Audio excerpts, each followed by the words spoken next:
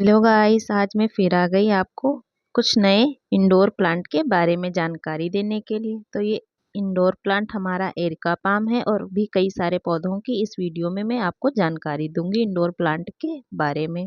सिर्फ 1 रुपए से आप अपने एरिका पाम को बहुत ही हरा भरा कैसे रख सकते हैं, ये कुछ ऐसी टिप्स बताऊंगे जो आपके इंडोर प्लांट और एरिका प्लांट सभी के पौधे के बारे में ऑक्सीजन देने की क्षमता को बढ़ा देगा। तो आप एंड तक हमारी वीडियो में बने रहें। पहला तो ये है कि आपके जो इंडोर प्लांट एरिका पाम है, इसके जो सूखे पत्ते हैं इसको आप हटा दीजिए यहाँ से नीचे से, तो इससे और भी अच्छा आपका पौधा रहेगा। अब बताते हैं 1 रुपए की वो कौन सी चीज़ है जो आप अपने एरिका पाम में डाल सकते हैं। है सेंधा नमक, रॉक साल्ट भी कहते हैं। हमारे लिए भी बहुत बढ़िया होता है, हमें घर में भी इसका ही इस्तेमाल करें तो ज़्यादा बेहतर है। तो सेंधा नमक करता क्या, ये आप सोच रहे होंगे ये हम पौधे में क्यों डालेंगे। कि नारियल का पौधा होता है वो समुद्र किनारे होता है, तो उसमें नमक पहुंचता है, उन एरिया में नारियल उगता है और इसके पत्ते में और नारियल के पौधे में कोई डिफरेंस नहीं है। देख सकते हैं आप, पूरा मैं आपको दिखा दूं इधर से, पूरा देखिए। ये होता है बस नारियल जो होता है वो सीधे डंडे में ऊपर जाता है और फल देता है। ये क्या है, इसमें मल्टीपल ब्रांचेस निकलते हैं। ये हमारे घर में ऑक्सीजन का काम करता है। ये पौधा नारियल के ही फैमिली से, नारियल की तो ये नारियल की फैमिली से, तो इसको भी थोड़ा बहुत साल्ट चाहिए होता है। हम ऐसा नहीं करते, हम नॉर्मली इसमें खाद पानी डालते हैं पर सॉल्टी वाटर नहीं डालते हैं। इसको साल्ट की ज़्यादा ज़रूरत होती है, ये नारियल के ही फैमिली से बिलोंग करता है।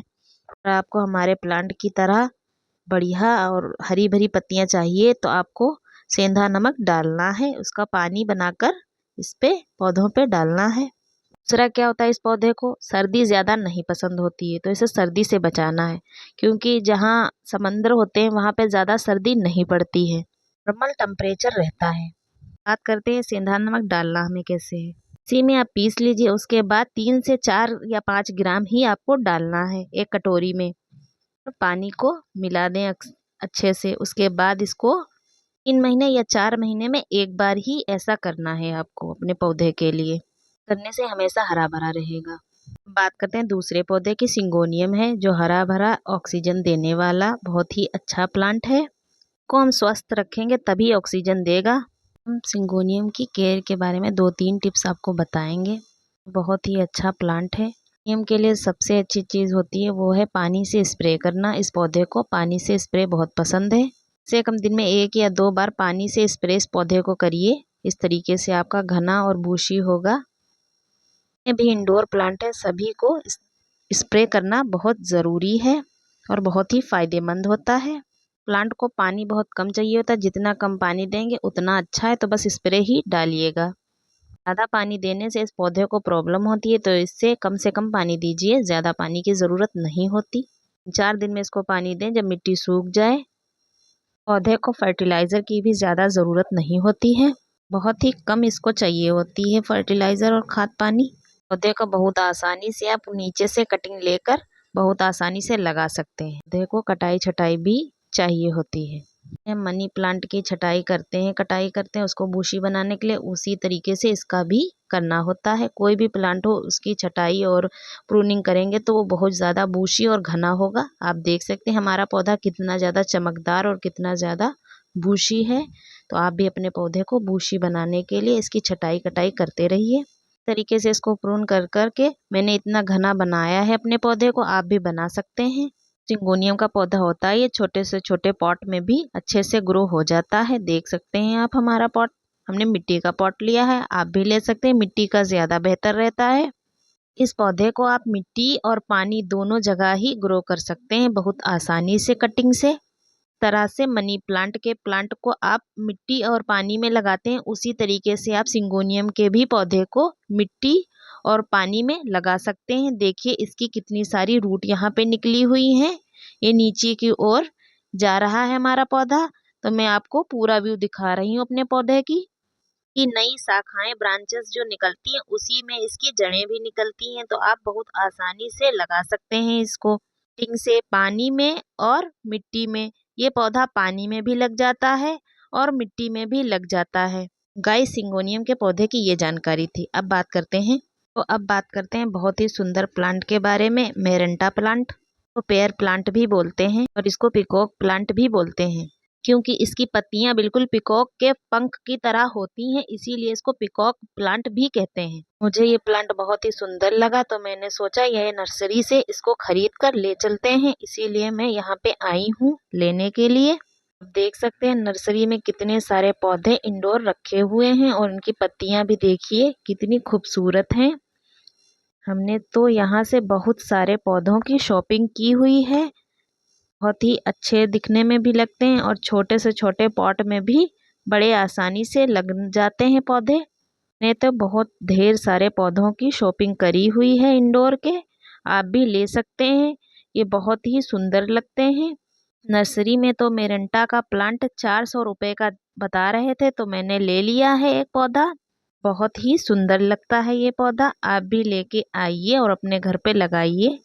बहुत ही खूबसूरत प्लांट है। अगर आपको ये कहीं भी दिख जाए तो इसकी कटिंग से भी आप बहुत आसानी से ग्रो कर सकते हैं। जैसे मनी प्लांट में जगह जगह से रूट निकलती हैं, वैसे इसी प्लांट में भी उसी तरीके से रूट निकलती हैं।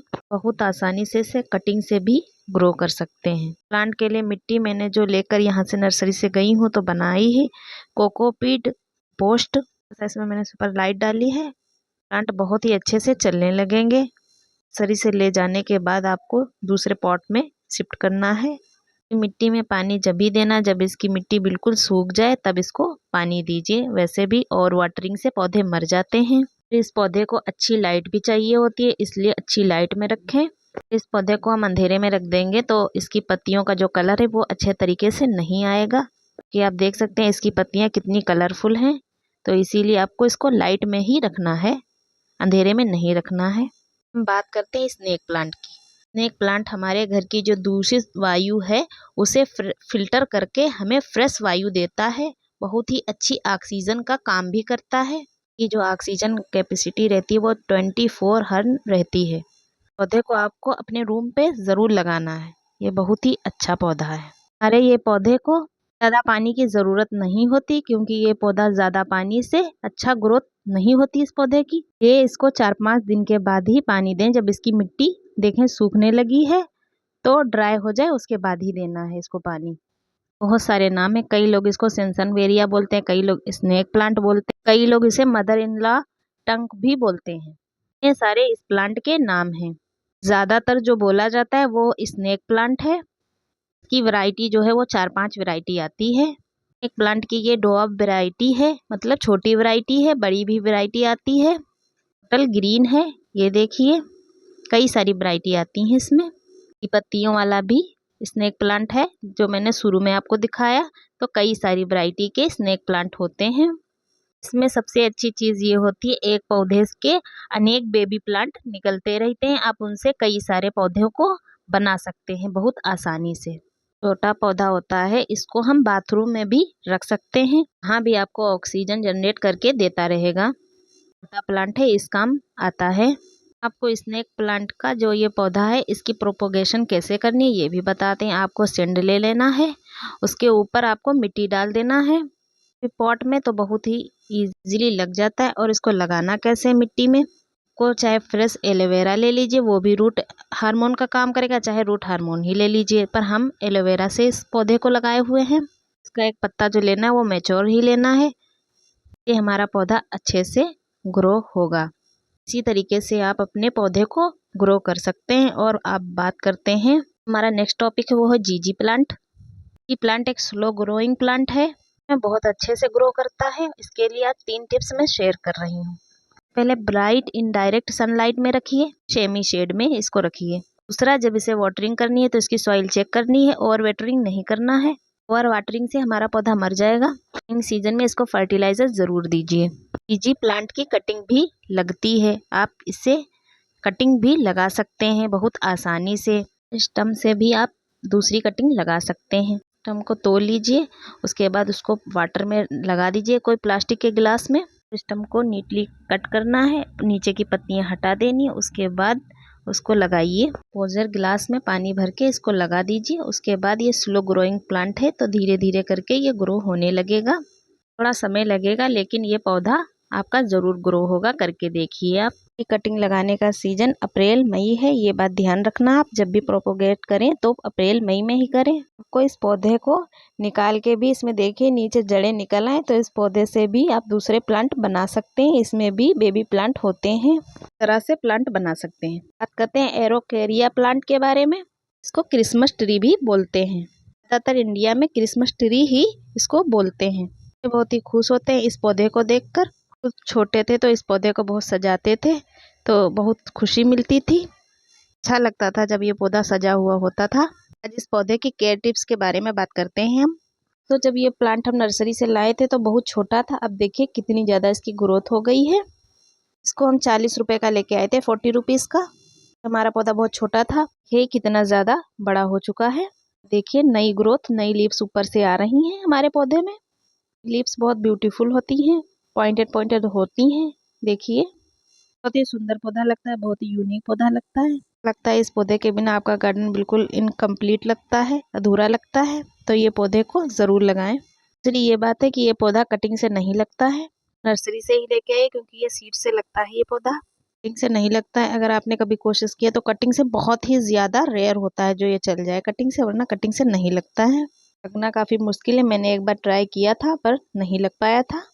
पहले इसकी बात करते हैं सॉइल की। तो सॉइल इसकी वेल ड्रेन होनी चाहिए, दरी नहीं होनी चाहिए, वेल ड्रेन ही इसकी मिट्टी होनी चाहिए।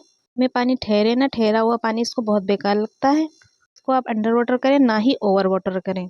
ये आप अंडर वाटर करेंगे या ओवर वाटर करेंगे तो इसकी लीव्स हैं उस पर फ़र्क सबसे पहले आने शुरू हो जाएगा। लीव्स जो है वो ब्राउन होना शुरू हो जाएंगी। ये वाली तो वैसे सूख कर झड़ती रहती हैं। अंडर वाटरिंग नहीं करना, ओवर वाटरिंग भी नहीं करना, ये बात ध्यान रखें अपने पौधे की। पौधे को डायरेक्ट धूप नहीं पसंद है, इसको सनलाइट पसंद है। कि जो रोशनी होती है इसको 4 से 5 घंटे उसमें पड़े रहना चाहिए। सूरज की रोशनी भी इस पर पड़नी चाहिए ताकि इसकी लीव्स शाइन करें और ग्रो करें। एक और बताती हूँ, ये पौधे को आप घुमाते रहिए हमेशा, तो इससे आपका पौधा से क्या होगा, इक्वल ग्रोथ होगी आपके पौधे की। तो इसे आप चारों तरफ घुमाते रहिए ताकि ये पौधे को इक्वल ग्रोथ मिलती रहे। आपने देखा होगा पौधा एक तरफ झुका होता है तो वो इसलिए होता है, उसको एक तरफ ही सनलाइट मिलती है। जो धूप होती है वो एक तरफ से ही मिलती है, तो पौधा उधर ही से ग्रो करता है। इसीलिए आप कभी कभी चारों तरफ इसको घुमाते रहिए अपने पौधे को, ताकि ये आपका हर तरफ से ग्रो हो और पत्तियां भी अच्छे से चमकदार बने। सनलाइट से आपकी पत्तियों की लीव्स भी लंबी होंगी और आपका पौधा भी घना होगा। तो इसलिए इसको चारों तरफ घुमाते रहिए, तो आप देखेंगे कुछ दिनों के बाद हमारे जैसा ये पौधा है, इस तरीके से आपका भी पौधा हो जाएगा खूब घना। क्योंकि ये मैं बहुत छोटा सा लाई थी और आप देखिए कितना ज़्यादा बड़ा हो चुका है। इसको मैंने सनलाइट दिया है, ऊपर से भी इसकी लीव्स निकल रही हैं, यहाँ से आप देखिए, और कितनी ही ज़्यादा हमारा घना हो रहा है पौधा। अगर आपका भी पौधा घना नहीं है तो मेरी टिप्स फॉलो करिए। अगर वीडियो अच्छी लगी है तो लाइक कर दीजिए, सब्सक्राइब कर लीजिए। Thanks for watching.